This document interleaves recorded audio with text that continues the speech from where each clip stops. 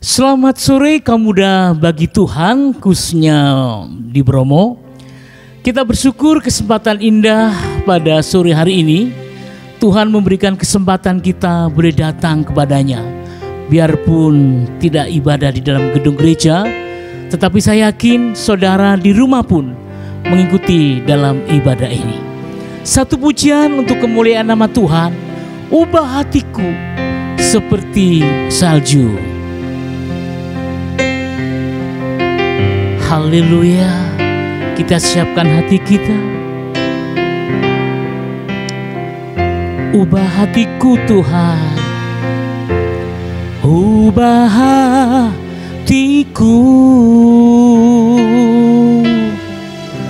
seputih salju. Ubah hatiku seperti dirimu.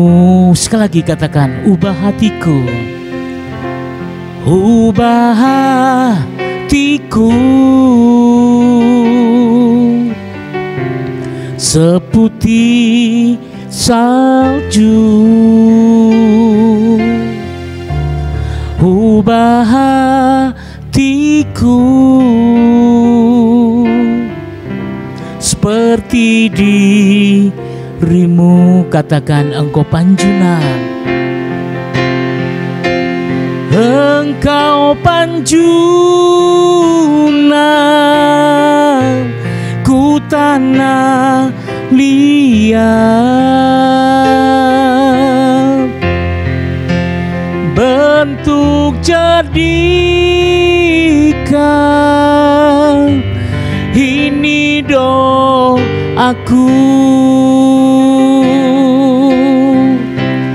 Ubah hatiku seputih salju. Ubah hatiku seperti dirimu. Mari kita masuk dalam doa. Bapa, seperti pujian yang kami boleh naikkan di hadapan-Mu, kami mau Tuhan ada sesuatu yang berubah di dalam hidup ini. Khususnya saat-saat ini banyak orang takut, banyak orang kecewa. Biar melalui renungan firman-Mu yang sebentar disampaikan, kami rindu berubah sikap kami, tingkah laku kami, perbuatan kami, bahkan terlebih ucapan kami. Sehingga melalui firman-Mu yang sebentar disampaikan, kami rindu Tuhan ada perubahan di dalamnya. Di dalam nama Tuhan Yesus Kristus kami berdoa dan mengucap syukur. Amin. Baik saudara, kita akan siapkan hati kita untuk mendengarkan firman Tuhan. Kita akan satu pujian, mengampuni dan melayani. Haleluya. Terima kasih Tuhan.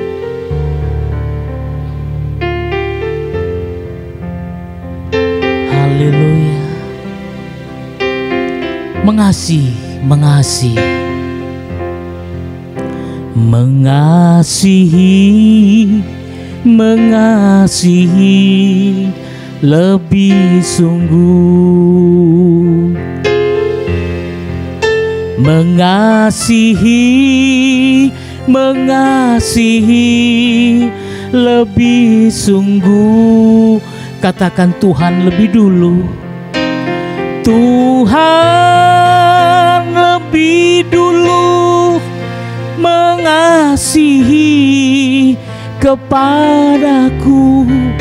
Mengasihi, mengasihi lebih sungguh. Mengampuni, mengampuni, mengampuni, mengampuni lebih sungguh. Katakan dengan segenap hati, mengampuni, mengampuni lebih sungguh. Tuhan lebih dulu mengampuni. Tuhan lebih dulu mengampuni kepadaku, mengampuni lebih sungguh. Sekali lagi, dengan segenap hati mengampuni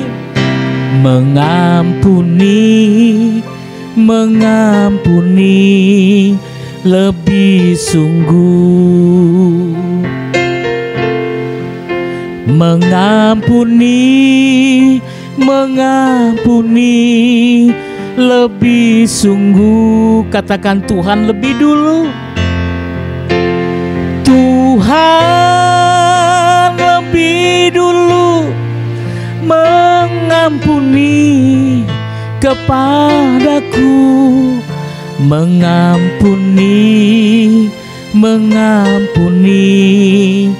lebih sungguh. Baik saudara dalam kasih Tuhan, kita akan mendengarkan pemberitaan firman Tuhan yang akan disampaikan oleh Ibu Pendeta Susi dan Sulaswati. Waktu dan kesempatan kami berikan.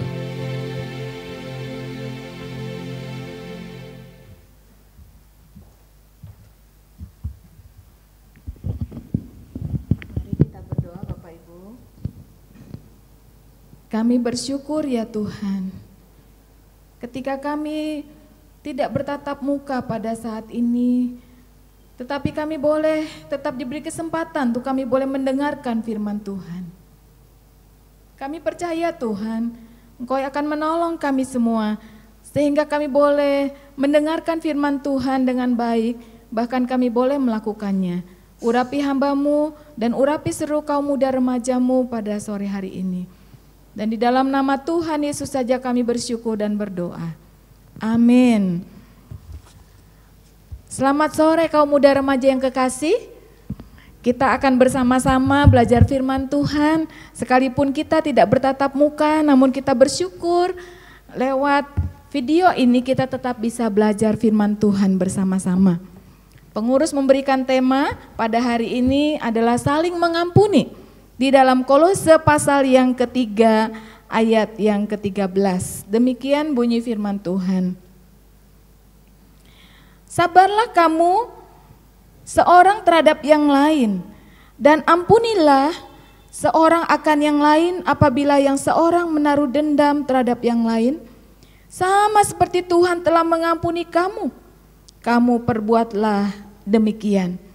Bapak Ibu yang kekasih, ketika kita belajar tentang satu kata mengampuni, maka tentunya kata mengampuni mudah untuk kita ucapkan, tetapi sulit untuk kita lakukan. Mengapa?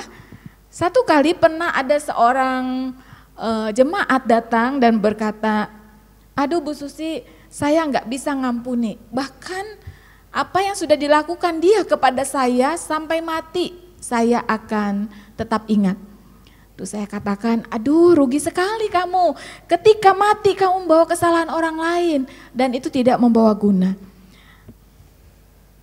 Kaum muda yang kekasih, kita melihat di dalam firman Tuhan adalah ketika kita belajar, satu firman Tuhan yang mengatakan sabarlah terhadap orang lain, dan ampunilah satu dengan yang lain, sama seperti Tuhan telah mengampuni kamu.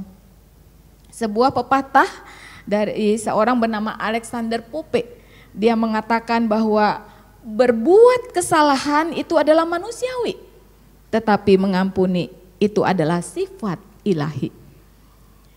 Mengampuni itu adalah sifat ilahi. Saudaraku yang kekasih, ketika Tuhan, dia adalah memiliki sifat yang maha pengampun, sehingga ketika kita memang lahir dari benih ilahi, maka kita tentunya akan bisa untuk mengampuni.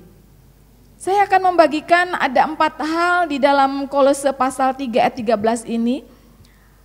Bagaimana atau mengapa kita harus saling mengampuni? Tadi dikatakan oleh firman Tuhan bahwa karena Allah telah mengampuni kamu. Itu poin yang utama, bahwa karena Allah sudah mengampuni kita, sehingga kita belajar untuk saling mengampuni. Ada ayat yang begitu indah di dalam Mazmur 103 ayat 9 sampai 12. Yang pada intinya bahwa tidak selalu Tuhan itu menuntut dan tidak untuk selama-lamanya ia menendam. Tidak dilakukannya kepada kita setimpal dengan dosa kita. Dan tidak dibalasnya kepada kita setimpal dengan kesalahan kita. Tetapi setingginya langit di atas bumi, demikianlah dijauhkannya segala pelanggaran kita. Saudaraku yang kekasih, itu adalah satu hal yang indah. Bahkan di dalam 1 Yohanes 1 ayat 9 dikatakan, jika kita mengaku dosa kita, maka ia adalah setia dan adil, sehingga ia akan mengampuni segala dosamu dan menyucikan kamu dari segala kesalahanmu. Satu ayat yang begitu indah. Dikatakan ketika kita datang kepada Tuhan, Dia mengampuni kesalahan kita. Jadi kita melihat bahwa karena Allah terlebih dahulu mengampuni kita. Apakah saudara remaja juga menyadari bahwa Tuhan mengampuni dosa-dosa kita? Apa yang sudah saudara lakukan? Mungkin karena ketika orang tua tidak tahu, ketika saudara teman kita tidak tahu apa yang pernah kita perbuat. Mungkin pernahkah kita melihat video porno? Mungkin pernahkah kita berbuat curang? Kita menyakiti hati sesama, kita saling memfitnah satu dengan yang lain. Ada sesuatu hal yang kita lakukan yang sering kali mungkin itu tidak ada yang tahu apa yang sudah kita lakukan. Tetapi Allah dikatakan Maha Pengampun, Dia mau mengampuni. Itulah sebabnya ketika Allah mengampuni dosa kita, maka biarlah kita juga saling mengampuni. Yang kedua, karena mengampuni, karena kita telah mengalami pengampunan Allah. Karena kita sudah mengalami pengampunan Allah itu sendiri. Bapak Ibu yang kekasih, Bapak Ibu pemuda remaja yang kekasih, kita melihat di dalam Matius pasal yang ke-18. Dikatakan bahwa ada satu perumpamaan. Bagaimana ketika raja mengadakan satu perhitungan, maka didapatinya seorang hamba berhutang. Maka ketika didapatinya hutangnya begitu besar, diperhitungkan hutangnya dia tidak bisa membayar. Secara nominal hutangnya begitu besar dan sampai seumur hidup pun dia tidak mungkin bisa membayarnya. Tetapi ketika hamba ini meminta dan bersujud meminta belas kasihan, maka sang raja pun mengatakan, aku tidak akan lagi meminta. Bahkan dia katakan bahwa aku ampuni, ya. Tetapi ketika dia bertemu dengan seorang temannya, maka temannya ini yang juga punya hutang kepadanya, maka dia katakan bayar hutangmu. Bahkan hambanya ini mencekik temannya itu dan berkata bayar hutangmu, dan kemudian dijebloskannya ke dalam penjara. Tetapi teman-teman yang lain melihat perbuatan daripada hamba yang jahat ini. Mengapa? Karena bukankah dia sudah diampuni oleh raja, sudah dibebaskan hutangnya yang tidak mungkin bisa dibayar. Tetapi dihapuskannya hutangnya itu oleh raja. Namun ketika hamba ini bertemu dengan temannya yang punya hutang kepadanya, maka hambanya ini malah mencekik temannya dan kemudian dicebloskannya ke dalam penjara supaya hutangnya dilunaskan. Bapak Ibu yang kekasih, pemuda remaja yang kekasih, kita melihat ketika raja kemudian diberitahu oleh beberapa teman-temannya dan mengatakan apa yang sudah dilakukan oleh hambanya itu, maka hambanya menjadi marah dan kemudian hamba yang berhutang yang sudah dibebaskan itu kemudian dibawa ke Algojo. Apa artinya Bapak Ibu? Ketika seseorang sudah merasakan, menerima pengampunan, tetapi kemudian ketika ada seseorang yang minta pengampunan, dia tidak memberikannya, maka orang itu layak diserahkan kepada Algojo. Apa gambaran Algojo di sini Bapak Ibu, pemuda remaja? Gambaran Algojo di sini adalah satu gambaran penyiksaan. Karena dia sudah mengalami pengampunan, tetapi dia begitu egoisnya, tidak memberikan pengampunan kepada temannya. Itulah sebabnya ketika firman Tuhan mengatakan saling mengampunilah kamu, karena aku sudah mengampuni kamu. Ketika seseorang sudah merasakan pengampunan dari Tuhan, pasti dia pun akan bisa mengampuni orang lain. Yang ketiga, karena Yesus sendiri sudah memberi contoh dan teladan. Yesus adalah contoh teladan yang begitu sempurna. Manakala dia disalib, di atas kayu salib dia katakan, Bapa, ampunilah mereka, karena mereka tidak tahu apa yang mereka perbuat. Satu ungkapan yang luar biasa, dikatakan ampuni mereka. Itulah sebabnya Bapak Ibu pemuda remaja yang kekasih, bahwa pengampunan sudah diberikan satu contoh teladan oleh Tuhan Yesus sendiri. Ketika Tuhan Yesus menyuruh atau memerintahkan kita untuk mengampuni, Dia sudah terlebih dahulu memberikan teladan bagi kita. Ketika Tuhan Yesus disalib, Dia mau mengampuni dosa kita semua. Dosa sebesar apapun, dosa semerah apapun, akan diubahnya menjadi putih seperti salju. Biarlah kita semua menyadari bahwa Yesuslah yang sudah memberikan contoh teladan dalam kehidupan kita. Maka kita mau belajar dari teladan kita, dari guru kita yang agung, yaitu Yesus Kristus. Yang terakhir, yang keempat, karena mengampuni itu adalah perintah Tuhan. Di dalam Kolose pasal 3 ayat 13 tadi dengan jelas katakan, ampunilah seorang akan yang lain, apabila yang seorang menaruh dendam terhadap yang lain. Di dalam kehidupan ini kita bersosialisasi. Kita tidak mungkin hidup seorang diri. Di dalam kita berkomunikasi, di dalam kita menjalin hubungan, itu tidak luput dari kesalahan. Tidak ada manusia lahir atau tidak ada manusia di dalam dunia ini yang hidup tanpa kesalahan. Itulah sebabnya dikatakan bahwa kita adalah manusia yang tidak sempurna. Pasti ada kesalahan di dalam diri kita. Tetapi kita tahu bahwa mengampuni itu adalah perintah Tuhan. Dan Tuhan memerintahkan kita untuk saling mengampuni. Jikalau di antara kita saling menaruh dendam satu dengan yang lain. Tidak ada gunanya kita menaruh dendam satu dengan yang lain. Tetapi yang terindah adalah ketika kita saling mengampuni. Itu adalah hal yang luar biasa. Ketika kita hidup tanpa amarah, tanpa dendam, tanpa kejengkelan, itu adalah satu kehidupan yang begitu membahagiakan. Tetapi apabila kita menaruh kejengkelan, dendam, amarah dalam diri kita, maka hidup kita pun menjadi satu kehidupan yang tidak menyenangkan. Kita menjadi menderita karena orang yang berbuat salah tidak menyadarinya. Satu kali ada seorang bernama David, seorang ayah dan seorang istri bernama Goldie. Suami istri ini memiliki anak gadis bernama Diane. Anak satu-satunya. Ternyata apa yang terjadi, anak satu-satunya ini dilakukan satu perbuatan tindakan asusila dan kemudian dibunuh. Kematiannya begitu mengenaskan. Dan bagi keluarga Bapak David dan Ibu Goldie ini tidak menerima. Karena begitu pahit, anak satu-satunya mati karena diperlakukan sesuatu hal yang tidak susila dan kemudian dibunuh. Apa yang kemudian ada di dalam isi hati suami istri ini? Suami istri ini begitu menyimpan kepahitan, rasa sakit hati yang luar biasa. Dan dia ingin mengetahui siapa pembunuhnya.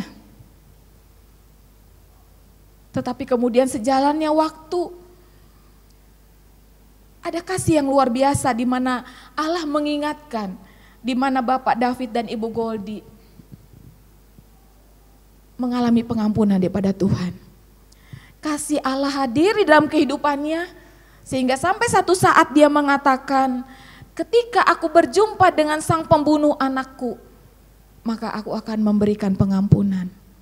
Itu satu hal yang luar biasa. Dan apa yang terjadi ketika di 3 tahun kemudian, pembunuh daripada anak Bapak David ini ternyata ditangkap dan kemudian dijebloskan ke dalam penjara dan kemudian diadili dan hukumannya adalah seumur hidup. Tetapi kemudian Bapak David dan Ibu Goldi memberikan sepucuk surat kepada sang pembunuh dan mengatakan bahwa kami mengampuni kesalahanmu. Karena Kristus sudah mengampuni dosa kami. Itu adalah suatu hal yang luar biasa. Tuhan memberikan pengampunan. Sehingga Bapak David dan Ibu Goldi mengatakan, saya pun mengampuni dan memaafkan kamu. Apa yang kamu sudah perbuat kepada anak gadisku, aku mengampuni.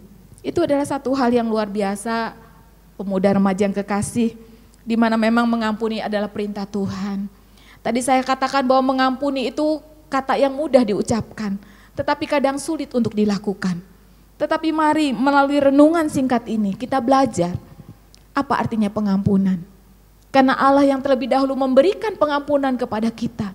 Pengampunan Tuhan yang tidak terbatas sudah kita terima di dalam diri kita. Sebentar kita akan memperingati hari Jumat Agung, di mana kita diingatkan Tuhan mati disalib untuk mengampuni dosa kita. Pengampunannya begitu sempurna. Pengampunannya tidak bisa dihitung dengan apapun karena tidak ternilai. Begitu berharganya. Pemuda yang kekasih, biarlah pada sore hari ini kita ambil komitmen dan keputusan. Jikalau di antara saudara menyimpan dendam, menyimpan rasa jengkel, kekecewaan satu dengan yang lain, marilah kita saling mengampuni. Karena dengan saling mengampuni, kita akan merasakan satu kehidupan yang begitu bahagia. Kehidupan yang tidak diikat oleh dosa yang membelenggu kita dengan amarah yang mungkin berlarut-larut terjadi di dalam diri kita. Dan percayalah bahwa kasih Allah yang akan menyempurnakan kasih kita sehingga kita bisa menjadi pelaku firman-Nya. Tuhan Yesus memberkati pemuda remaja semua sehingga kita semua dimampukan untuk saling mengampuni. Amin. Mari kita berdoa. Kami bersyukur Tuhan, kami boleh belajar daripada firman-Mu pada sore hari ini. Bagaimana kami belajar untuk mengampuni. Karena bukankah mengampuni adalah satu perintah daripada Tuhan sendiri. Bahkan Tuhan sendiri yang sudah memberikan teladan bagi kami untuk mengampuni sesama kami. Bapak terima kasih kami boleh diingatkan kembali. Kami mau mengampuni sesama kami. Kami mengampuni saudara-saudara kami yang pernah menyakiti kami Tuhan. Kami mau memberikan pengampunan. Sehingga kami pun Tuhan boleh menerima pengampunan yang sempurna daripada Tuhan. Terima kasih Bapak. Kami percaya Tuhan yang akan menyempurnakan firman-Mu. Dan biarlah dalam kehidupan kami selanjutnya, aktivitas kami selanjutnya, Tuhan memberkati kami. Tuhan menyertai kami. Tuhan menolong kami di tengah-tengah pergumulan saat ini, tapi kami percaya Tuhan tetap hadir dan memberikan pertolongan. Kami bersyukur menyerahkan doa kami sepenuhnya ke dalam tangan-Mu. Di dalam nama Tuhan Yesus kami berdoa. Amin. Demikian firman Tuhan, pemuda remaja yang kekasih, biarlah pemuda dan remaja walaupun tidak bersekutu satu dengan yang lain, tetapi tetaplah di dalam persekutuan secara pribadi dengan Tuhan. Baca Alkitab, berdoa, dan salinglah menguatkan. Sehingga kita tahu bahwa di tengah-tengah kondisi yang seperti ini sekarang terjadi, kita tetap merasakan satu kekuatan yang luar biasa. Karena tetap ada komunikasi satu dengan yang lain. Tuhan memberkati kita semua. Amin.